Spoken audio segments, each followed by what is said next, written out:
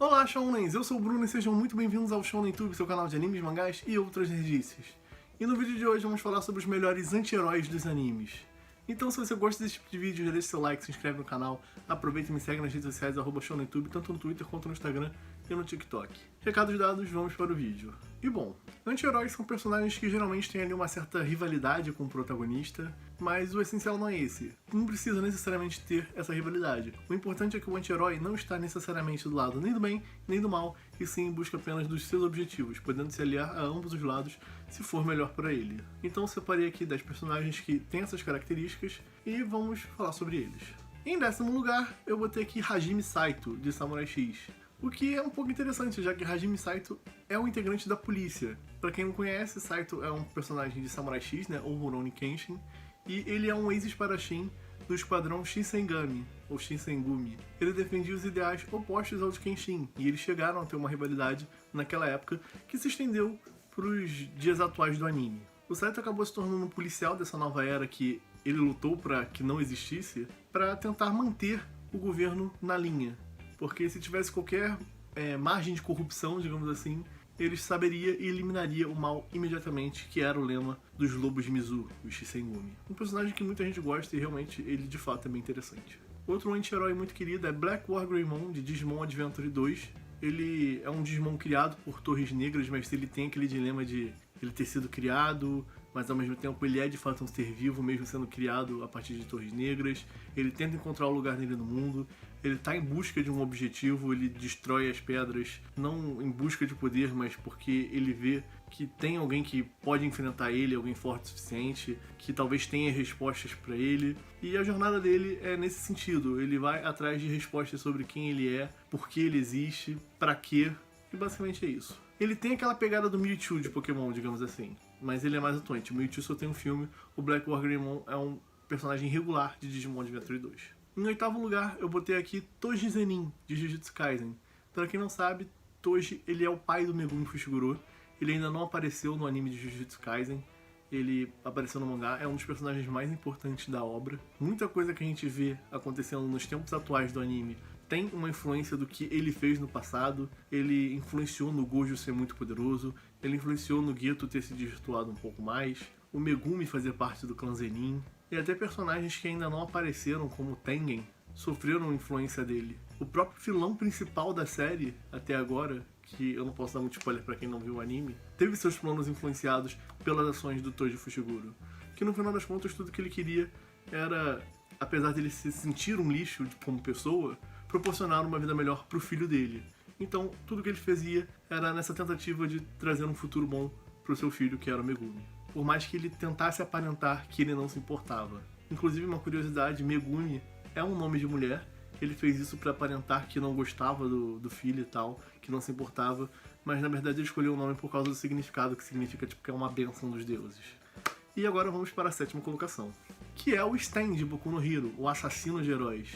E bom, um assassino de heróis tecnicamente deveria ser um vilão, certo? Mais ou menos, porque ele só vai atrás dos heróis que são de certa forma corrompidos pelos status, pela fama, e não aqueles que agem pelo heroísmo puro, tanto que ele idolatra o All Might, protege o Midoriya quando nenhum herói tentou fazer isso quando o Momo raptou ele, e ele também não concorda com as ações da Liga, ele tenta atacar a Liga, ele vaza informações para os heróis nos arcos posteriores, ou seja, Stain é um personagem muito interessante.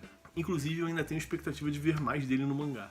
Em 6º lugar, um personagem clássico muito querido, Riei de Yu Yu Hakusho. Riei por muita gente é considerado como um herói, mas na verdade suas ações não são tão heróicas assim.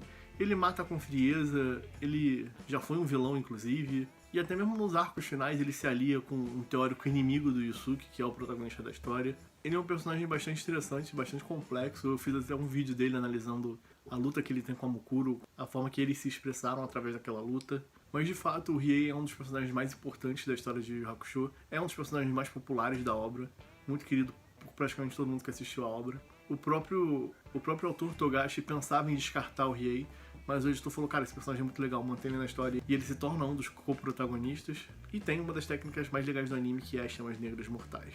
Em 5º lugar, um dos meus personagens favoritos de todos os animes, que é o Grid/Ling, de Fullmetal Alchemist, que é meu anime favorito. no caso o Brotherhood. O Ling não é um personagem tão interessante assim, embora ele seja um personagem sim interessante. E o Greed também não era um personagem tão interessante assim, embora ele seja assim interessante. Mas quando os dois se unem, cara, que personagem incrível que ele se torna.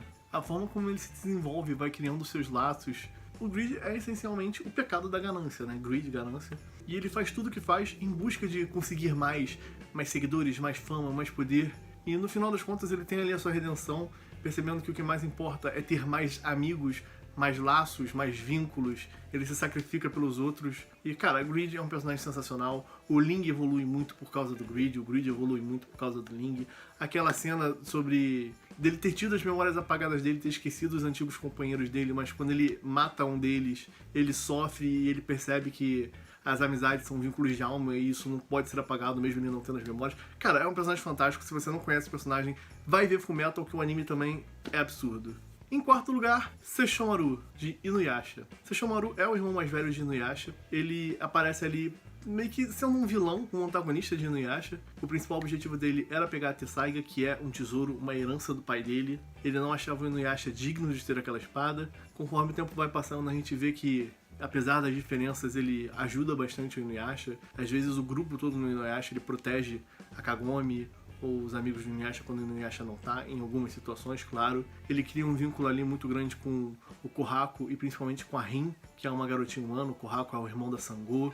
E é outro personagem que tem um desenvolvimento muito interessante a partir do momento que ele entende que o porquê da herança do pai dele não ter sido para ele, sim pro irmão dele, que ele já tinha as coisas dele, a capacidade dele, os poderes dele, ele não precisava daquilo. Enfim, Sesshomaru é um personagem incrível, ele é um personagem muito da hora. Pra mim ele é o personagem mais poderoso da obra. Ele, pra mim, derrotaria o Narako com a Bakusaiga e merece estar aqui na nossa quarta colocação. Em terceiro lugar, agora aqui vai ser só personagem muito queridinho, temos o Ikki de Fênix, de Cavaleiros do Zodíaco.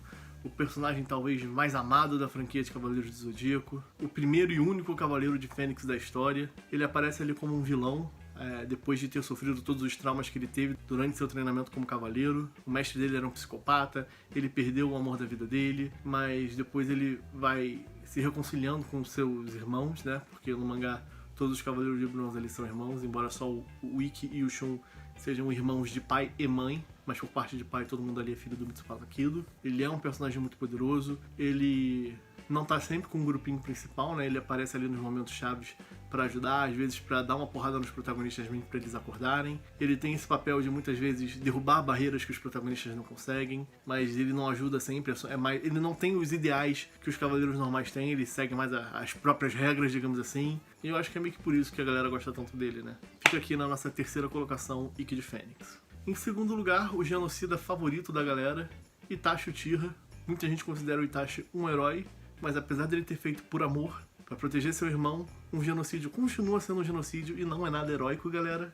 O cara simplesmente matou toda a família, todo o seu clã, não só pelo seu irmão, mas pela paz da vila. Ele era um pacifista, ele não queria a guerra, e o começo de uma guerra meio que estava iminente. Então ele tomou aquela decisão. Não era o plano original dele. O plano dele e o plano do Shisui, né, que era o melhor amigo deles, era usar aquele Kenjutsu, o Kotomatsukami, acho que era esse o nome, para influenciar a decisão das pessoas em não ter uma guerra. Mas não deu certo, teve a influência do Danzou, ele teve ali a ajuda do Tobi também, e ele acabou exterminando todo o clã Uchiha, se tornando um assassino perigoso, procurado, membro da Akatsuki. Traumatizou o Sasuke desnecessariamente, já que se ele fez tudo isso pra proteger o Sasuke, não precisava botar um moleque em looping pra assistir a morte dos parentes dele durante 24 horas, né? Não precisava. Ah, mas ele fez isso pro Sasuke um dia se vingar dele. Legal, criou um psicopata. Um psicopata traumatizado. Parabéns, Itachi. Mas enfim, personagem muito querido aí pela galera. Vamos pra próxima colocação. O primeiro colocado é o Vegeta de Dragon Ball. Pra mim, o melhor personagem de Dragon Ball. Eu gosto muito do Goku, eu gosto muito do Piccolo, eu gosto muito do Gohan.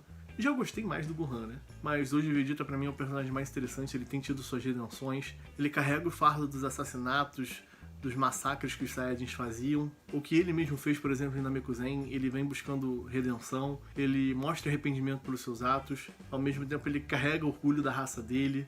Ele é o príncipe dos Saiyajins, né? Pra mim, a cena que o Vegeta é morto pelo Freeza é a melhor cena de Dragon Ball, em que ele pede pro Goku derrotar o Freeza quase que chorando. Quase não, né? O Vegeta tá em lágrimas e pede pro Goku derrotar o Freeza. Ele que era o mais orgulhoso, se sentiu o mais poderoso, ele pede pra outra pessoa fazer o serviço por ele, porque naquele momento era mais importante a raça dele ter aquela vingança. Cara, Vegeta é um personagem incrível, é um dos personagens mais populares da história dos animes e merece com certeza estar aqui em primeiro lugar nesse vídeo de anti-heróis dos animes. Por mais que hoje ele já seja um herói, a jornada dele foi de um anti-herói e ele tá aqui nessa lista. Então o vídeo de hoje foi esse, eu espero que vocês tenham gostado, espero que vocês tenham curtido, espero que vocês tenham entendido. Comentem aí outros anti-heróis de animes que vocês gostam, de repente eu consigo fazer uma parte 2. Deixa seu like, compartilha com os amigos, se quiser apoiar de outras formas, tem o link do Apoia-se, tem também link de cursos onde você pode aprender a desenhar seus personagens favoritos, criar sua própria história, desenvolver jogos. Tem também o link da nossa lojinha com uma infinidade de produtos, você comprando qualquer coisa lá, você vai estar ajudando o canal. E tem promoção sempre, então você vai estar pegando um precinho bastante em conta. A gente fica por aqui e até a próxima.